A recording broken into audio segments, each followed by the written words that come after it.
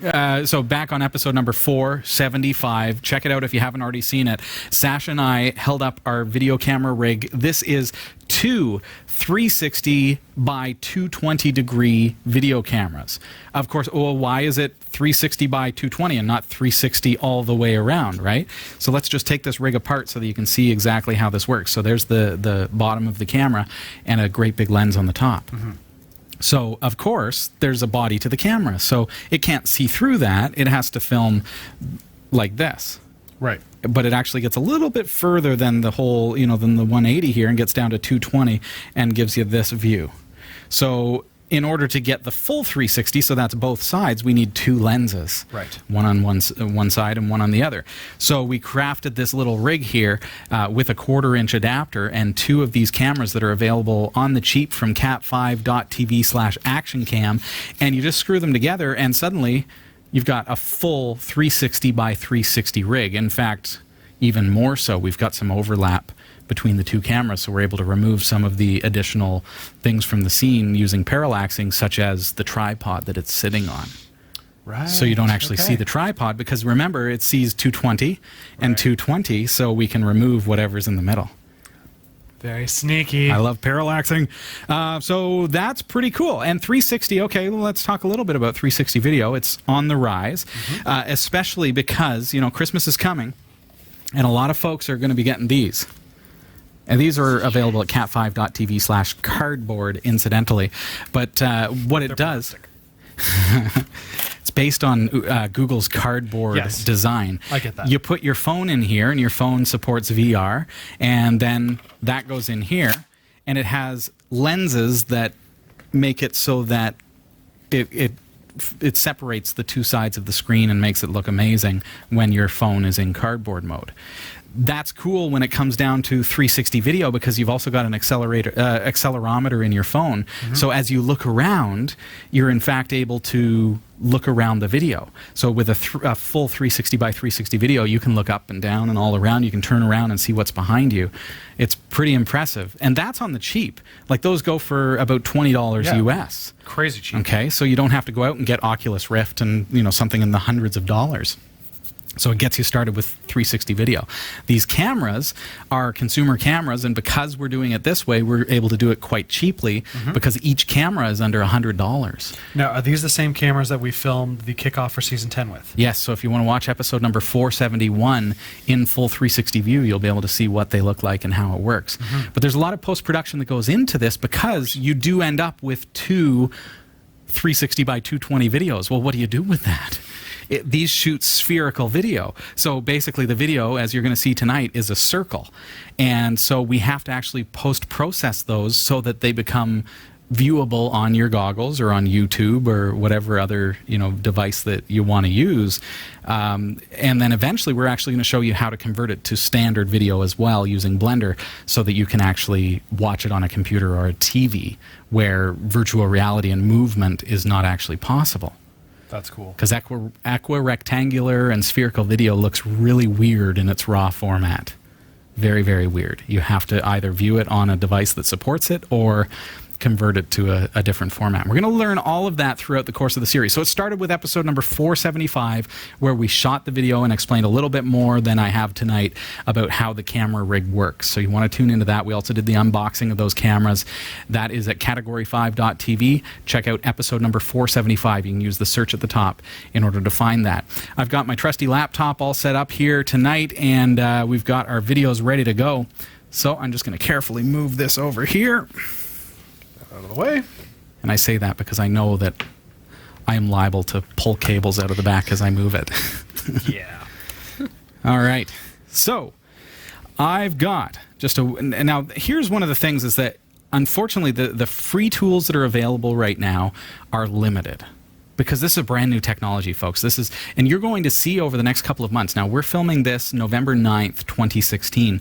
So we're going to see a real transition, because as companies are gearing up for Christmas season, this stuff is really going to be hitting the consumer market hard. Right now, there are very, very few 4K plus video cameras that will shoot 360 video on the consumer end of things. So consider that each of these two cameras is a 4K 30 frames per second camera. Okay, so I have 8K of video all the way around. It's huge resolution. It's astonishing, and the whole rig costs about $200. So it's less than buying, say, a Theta S. But a Theta S is only 1080p. This is 8K. Right. So that's pretty impressive. We're seeing this huge transition in the technology that's available. Now, Nikon has brought out the Key Mission 360 as well. Their Key Mission line, I have little experience with them. So far, I'm on the fence. I'm not too sure whether I want to endorse them or not at this point. And the key thing is because my experience with the Key Mission 170 is that they overheat. These never had any problem with that. So there are different things to take into account as well. I'll see how they did with the 360 camera as soon as we get one. But the nice thing about the Nikon Key Mission 360 is, like the Theta S, it has the 2 lenses built in and it has the stitching software provided with it. But because we're going to be doing this on a bit of a makeshift, real dirt cheap, like this is way cheaper than doing the Nikon model, for example, as well, probably half the price. We're going to use free software from Kodak. Kodak brought out a camera called the Pix Pro 4K, and it's very, very similar to what we're using tonight, but more expensive. So with the Pix Pro, they've released the software freely available on their website, and I've actually made some notes. It's kodakpixpro.com. So if you want to, get that software and do what we're doing here tonight, then you can actually do that. First of all, Jeff, I want to show you why it's necessary to post-process the video. So I'm going to bring up the video that Sasha and I had done. And as I was saying, with the Pix Pro software, the one thing is that it is Windows software. So here I am on Windows 10 on this laptop. Here are the 2 sides of the camera that Sasha and I shot. So this is what it looks like coming off the camera. So if I bring that up, there it is. That's us firing it up. And there's what the video actually looks like. It's spherical. So it's basically kind of unwatchable in that format. But that's how the camera shoots the video. It's pretty cool, but not usable in that format. Here's the rear side of the camera. So this is the other view. So the other side of the camera when we had them back to back. Okay? So you can see how it is overlapping. You can see me in both videos. How's that even possible? That is impressive. Right? So, but it is spherical video, so you're going to get to actually see through the course of this, you're going to get to see how Wirecast works, because you can see it on the screen there, all that kind of stuff. So that's what it looks like. Not really usable in that format. Right. YouTube, most video players that support 360 video are going to use a mode called equirectangular, and you're going to learn through the course of this what that means. But basically what that is it's a 4K 2:1 shot, so it's hugely wide, totally askew, because the whole thing gets wrapped around the viewer. Right. And it's seamless. So at the back where the 2 sides come together, it's seamless. So if somebody were to walk by that 360 camera, to you it's going to look like they go, whoa, like completely warped, right? In its raw format, but then you watch it on a 360 viewer and it's going to turn out just fine and look really, really cool. So now I have one. I mean, looking at these 2 files on your screen, you've got one camera that's upside down. The other one is up normally. Is that because just the way the cameras are positioned, and is that something you have to fix later, or? Yes. Okay. So you see, for example, it's not the way it records it that way. It just records it that way. So on my camera rig, you can see, okay, so here's the power. These cameras are identical even though they're different colors. We've got the power button on this side on the black one, okay? Power button on this side on the white one. Right. And that's just because of the way the threading is. Because I wouldn't want it to be so loose that they're both aligned perfectly and this is jiggling like this. No, I want it to be fairly tight. And I'm working at a 90 degree, so I'm trying to make it as close to 90 degrees as possible, because then what I'll do is I'll digitally rotate one of those videos. Makes sense. Okay. So we're going to learn how to do that tonight in the stitching software. But first, we've got to prepare these videos for that stitching process. And when I say stitching, what it means is to take those 2 spherical videos, so think of the 2 lenses of the camera, put them together and seamlessly adapt them so that it becomes a full sphere, not just 2 individual hemispheres. So we have to prepare these two videos together. First of all, let's learn how to obtain this software. So it's called PixPro is the name of the camera from Kodak. So I'm going to head on over to kodakpixpro.com. I think it is. Oh, you know what? My Wi-Fi is just turned off on the laptop, so I'll just enable that. Here we go. That would be why it didn't work. And we're off and running. There we go. Okay, so kodakpixpro.com. You'll see those cameras are fairly similar as far as their layout and how they work. But let's go into support. And let's go into, let's find the downloads here. Downloads for PixPro. And so will this software work with any camera? Essentially, with the single hemisphere 360 by 180 to 220 cameras, yeah, it should work just fine. And it's freely available, but it is only, I believe it's only Windows. There may be a Mac version. I'm going to find out in just a moment's time here. Okay. But as far as my platforms go, there was nothing available for Linux. I have not tried this through Wine. It would be interesting to note whether or not it would work in Wine. It may, because it isn't using any video for Windows or anything like that. But it'd be interesting to find that out. So I've clicked on downloads. I'm just waiting for their website, which seems reasonably slow tonight.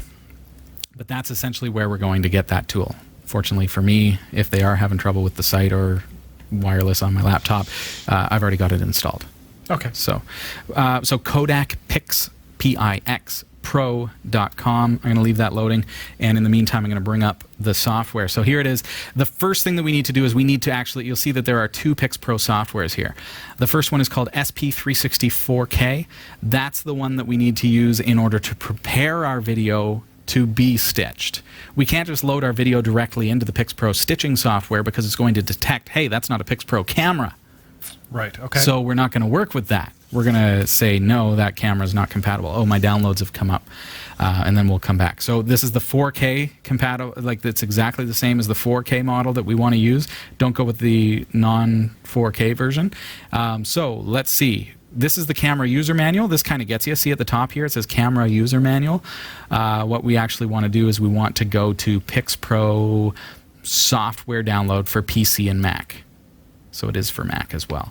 So now scroll down. We've got PC. There's the download here, and PC download here for the, is that the stitching software? No. So this is the 4K software. So download that one. Scroll down a ways. Here's the 4K version of the stitching software. We want to download that one for PC or Mac, depending on your platform. Okay, so it's available right there on their website.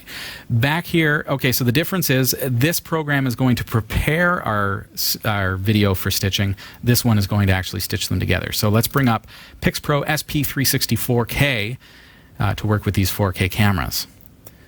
There it is. Okay, so it says no photos and videos. So I'm just going to click on this disk down here. A little double tap, and then I'm going to browse to where I stored those videos from my SD cards. And just a reminder that these cameras just simply store the video on SD cards. So all I had done before the show is just remove these Kingston SD cards and plug them into my laptop and copy them to the desktop. So simple enough. There it is. So I've got both videos together. Perfect.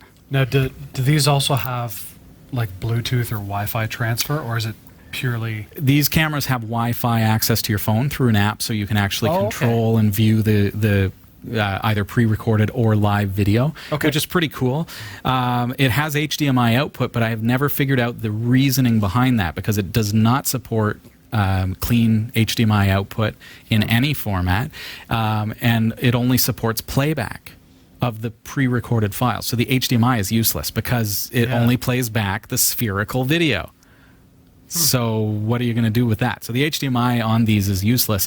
The output on Wi-Fi is pretty cool because you can actually control it from your phone. So you can set that on a table or something, and you can go downstairs and you can see the kids playing, and you can look around the room. Oh, right? That's pretty neat. Yeah, kind of neat stuff. So I've copied the files off of those onto this laptop, as you've previously seen when I showed you the video clips in Spherical Video. So I'm just browsing to that folder here. And as soon as I click on it, you can see these two videos here. So when I click on either of these videos up here, you'll see that it converts it to a format that I can actually move around in. But it's kind of wonky because they're on a horizontal axis, right? I'm going to make this a little bit larger for you. There you go. So that's kind of crazy. So you see the black area below at the very bottom, the circle there? Yes. That's looking at, so that's beyond the 220. Oh, okay. Right? So that if you only buy one camera, you're just going to have that black space down there and you're not going to be able to look any further.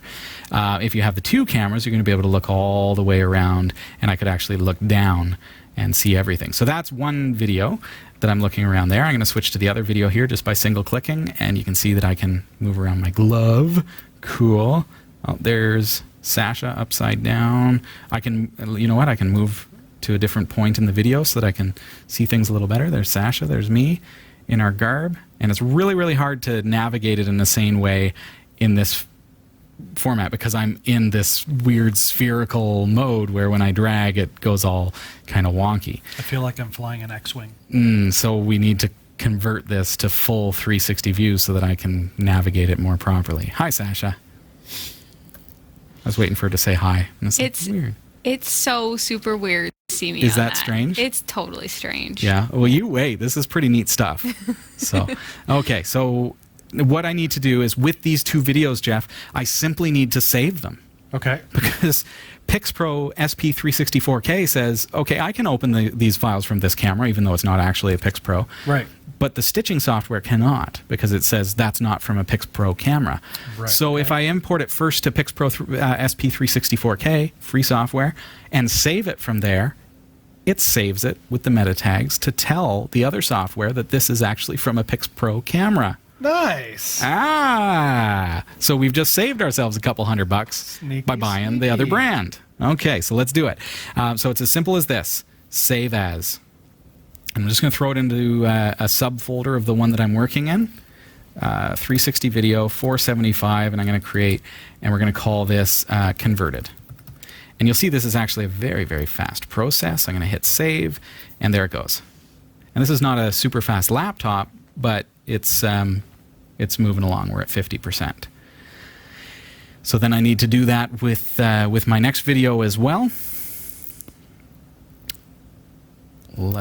There we go. Finish. Okay, so that's done. Now this one. So you have to save them individually. You can't save them as a full sphere. Well, you can't say save all.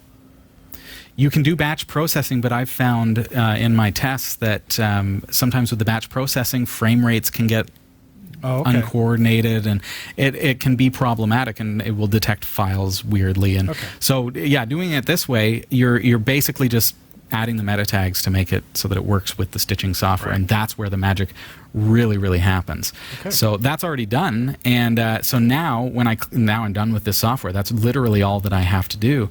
I can close it out, and I go into my 475 folder. I've got my converted, and they look exactly the same.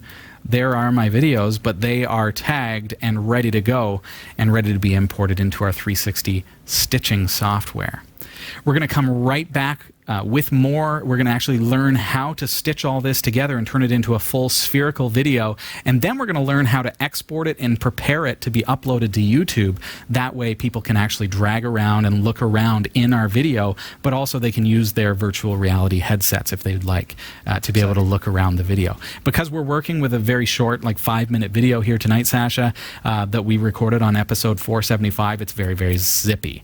Now, episode 471, on the other hand, was a 2-hour and 20-minute recording on both cameras. So a huge amount of post-processing went into that. We're working with smaller files, so it's working quite nice and fast. So the next step is to take those 2 camera lenses, which provide 2 4K videos, so 8K total video, and actually convert it to a single spherical video, which of course you can't save as a file in spherical, so it creates an equirectangular, which we're going to see what that looks like. So back at my computer here, we're going to actually bring up the second tool. Let's push that again. There we go. I'm going to bring up that second tool called PixPro 360 Stitch, because we've already prepared our files, so we're ready to go. All we need to do is open that up. Again, this software is available from Kodak. It's Kodak Pix pixpro.com, just as it shows on your screen there, Pixpro. So with this software, we're going to stitch it all together. Go File, Open Files, and you'll see that there is A and B. So camera A is going to be our front camera, ideally. I like it that way. Let's see. I want to go to my desktop and 360 video, 475. That's where I saved it. I can't use this first. Watch what happens if I try to open it. Unable to recognize files. The selected video photo is invalid or damaged. Do you notice that? But remember, that's why we had to convert it. So we created this converted folder and used the other tool to do that. And it says information 2448 by 2448, 30 frames a second, round, EIS off, and it is ready to go. All we need is the other side of the camera. So we browse for the second file, and there we go. Both files are valid to stitch. Please press OK button to start edit. Thank you for being so polite, Kodak. You've always been there for me. All right, so if I scroll through the video, that is now what it looks like thus far. You'll see that our stitching is very weird because we have not yet set it up. That's the line where the two cameras meet. All right, so we've got to actually fix that and stitch it up. Let's see what we need to do.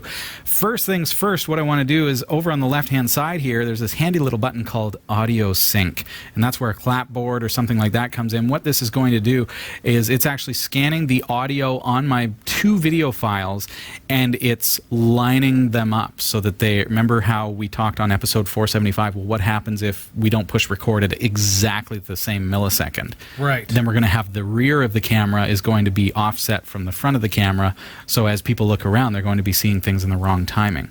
So Audio Sync helps us with that, and it's going to correct the timing between the two camera lenses. So is it reading the audio, or like listening to the audio files? It's looking at the wavetable. Okay. Yeah, and it's figuring out. This is where, as I say, a clapboard comes in handy because that's that one. Boom. Right. And so it immediately says, oh, there's a spike. Boom. Line that up. Okay. Nice and quick. You'll see that this is taking a little bit longer because it doesn't have any of those spikes. It's just me and Sasha talking. So it's trying to figure out, based on our talking, where do I line these two clips up. Now, what would happen if one of your microphones was turned off? Like, I don't know, maybe they don't have the ability to turn the microphone off, but one doesn't have audio. Yeah, you do actually have that capability. If that happened, then you would be doing the lineup manually. Okay. You'd have to set it up and line them up yourself. In a case like that, usually what I would do is I would pull the circular spherical video into a traditional editor like CyberLink Power Director, or perhaps any nonlinear video editor would work, and I would line them up that way and figure out kind of where I need to place them, and work it that way. So this is going to take a little bit of time to find the audio in this clip. I'm going to give it a split second here, but I may actually just abort and we're just going to move along because we're going to pretend that we did that, okay? Is that okay? But I mean, this is just a 5-minute video, so I can only imagine how long it took with the season 10 kickoff. You don't want to know. Sasha, you remember, I was still working on that a month later. Definitely a month. It took a month. Insane. Literally. Yeah. Because, I mean, I have tiny little things that I ask Robbie to do, like, just in general, like, and I'm my like, laptop it's 5 a.m. I'm still working on the video from 6 weeks ago. Exactly. It worked, and it came out fairly well. So, okay. So let's pretend that we've waited for the audio sync, because that could take some time, and we're just going to skip over that tonight. But let's pretend that it's been done. So now we're going to proceed with what's called stitching. So this is where we see that the two cameras do not line up. Like, how is it that there's me and then there's the roof, the ceiling? Well, that's, as you were saying, Jeff, the two cameras are not quite, they're not lined up, right? So we need to actually correct that digitally. So we're going to bring up the camera with calibration here, and we can roll that camera. Watch what happens here. See how I'm rolling part of the camera? And I can line it up. So you can see that behind me there. Whoop, slow it down. Slow it down, man. So I want to line those cameras up as best as I can. Okay. Now, while that's open, I can move around here. It's really, really awkward in this kind of view. Here we go. All right. Okay, there we go. So you can kind of see where the roll puts you. See how you can do that? Okay. So one of the things here is that I've got 220 degrees, not 180, so the overlap is a little bit strange. So I want to kind of bring in the distance a little bit. See how I can move the distance all right. to fix that? And we're going to just kind of tweak those settings until we find that, happy spot where everything is lined up as well as possible. And you're going to spend a lot more time than we're spending on this tonight, because this is just for the sake of an example, but you're going to take some time. When I was stitching together our episode 471, I spent probably about an hour just making sure that everything was lined up just right. And even then, still had some spots, as people noted, where things were not quite in the right spot. But that's okay. I figured you would forgive that. Now I'm going to do that subtle movement. See how I'm lining up the lines of the ceiling? Doesn't have to be perfect for our demonstration, but you can see the concepts behind what I'm doing. Now, do you pick one specific spot to line it up? Ideally, if you were to set this up, now I was just holding this in my hand, but if you were to set this up and perhaps walk around it a couple of times and set up a bit of a calibration shot so that you can use that as your lines and things like that, using probably a straight edge or something would help. Right. But I was holding it in my hands, so you can see that I'm well off right there.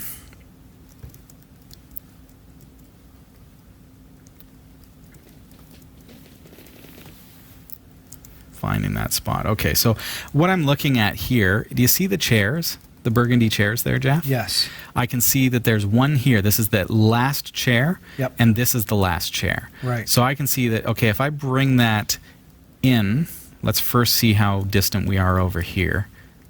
Notice we don't have that distance over here. It actually looks pretty good over on this side. Okay. See that? So what that tells me is that the cameras were not exactly straight this way. There's a little bit of a deviation tilted one direction. Okay. So that's where it really can be tricky, because you can see, okay, well, it actually looks really, really good on this side. There's the monitor, and it gets wonky down around the camera, and then over here there's a much greater distance between where the chair should be and where it is. So this is where we're going to use the pan, which is going to fix that end of it. So it's going to tilt the camera kind of that way, and then bring it in a little bit closer, and then roll that. And it's tough to get it perfect, that's for sure. You're going to do a lot of tinkering, but you can see that we're getting a little bit closer there.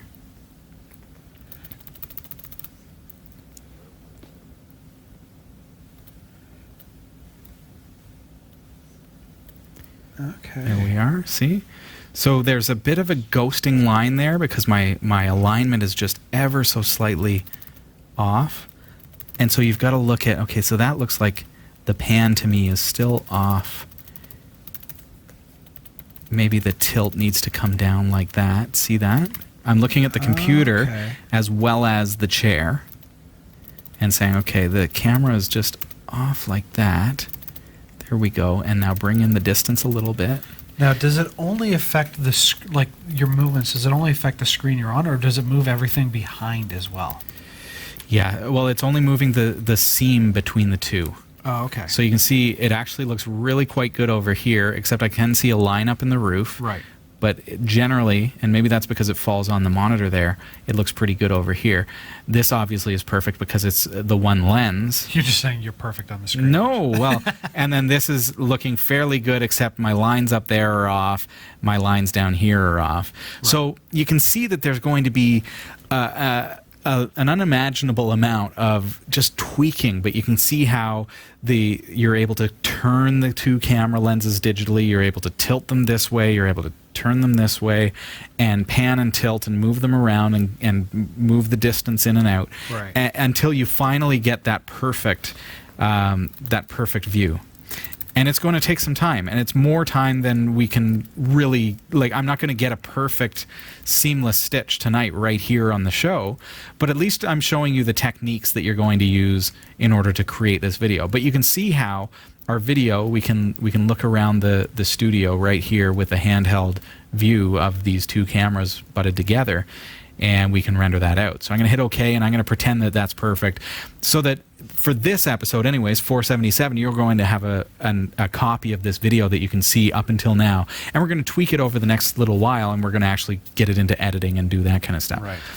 But for the sake of tonight, okay, so final kind of step in this program, let's pretend that we've got the calibration absolutely perfect. I'm going to click on Export, and that's going to ask me, hey, well, where do you want to put it? I'm going to throw it into I'm going to throw it in the same folder, but give it a different file name. We'll call this our 477 stitch. Okay, and then what do we want to do? We want full 4K, so 3840 by 1920. Notice the strange resolution. It's 2/1, not 16/9. Do we want the audio? Yes. Do we want to upload to YouTube? No. So we're going to say OK, and that is now going to actually render. Oh, you know what? I missed one step, Jeff. Uh-oh. You ready for it? Yes. We're going to stop that, and I'm just going to pan through here. One of the things that I forgot about this software, and it is important to note this, is that where you position the camera is where it's going to create the center view. So when someone loads it up on YouTube, that's the first thing that they see. Oh, okay. So I want to actually hard set that by moving my camera. Notice I've fast forwarded through the video, because at the beginning of the video it was just a video of my hand, and I was moving it around quite a bit. So scroll into where we're actually talking and doing the show, and then I'm going to position this camera approximately there. Okay? Okay. So now I'm going to start exporting. Same thing. 477 stitch, and audio, yes, not upload to YouTube, and OK. So now notice it goes back to my hand because it's starting at the beginning, and you can see the two spherical videos there queued up on the left, and their playback is happening as well at the same time.